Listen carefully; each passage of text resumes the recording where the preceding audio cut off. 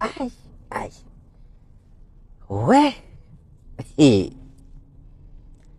Poleni. Poleni. Hey. Naomba msamaha wa Kenya. Dear fans. Yani kutoka tu nitoe hii wimbo ya Seti. Ile hasira napatana nayo online. Ai. Si niliacha hadi kuipost. Mimi hata sasa ningekuwa nilisha delete hiyo wimbo. Ni vile sasa pia kuna mafans wanaipenda. Wanasema jo wanaienjoy. But sasa wa Kenya, hasira ya Seti wanai copy paste kwa kila kitu. Kila kitu sasa inafanya. Bwana. Sasa a simple screenshot ya chat ya Shalkido, rest in peace my brother, with my manager Sylvester,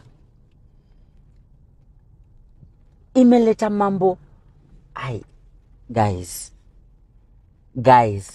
I'm not the only one that has posted a screenshot.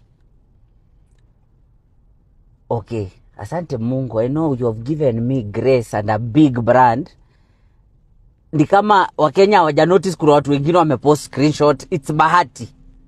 Okay? Lakini I was just sharing the conversation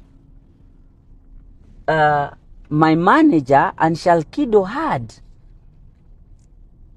Siwezi amka sasa nianze kuchukua sana niambie manager nipe screenshot za SMS, call log, vile mlikuwa mmepanga. I can't do all that. I just saw nisikuwe na story nyingi. Nikaeka tu a simple screenshot kuonyesha there was something cooking and it was coming. Mimi mwenyewe hata si inbox yangu, ni inbox ya manager. Guys, poleni. Naomba, pole boasi. I was on a very long break. I'm back. Hata sikuna fanyanga content kama nimevaa skirt, hamjawahi kasirika hivi bwana. Poleni. Poleni bwana.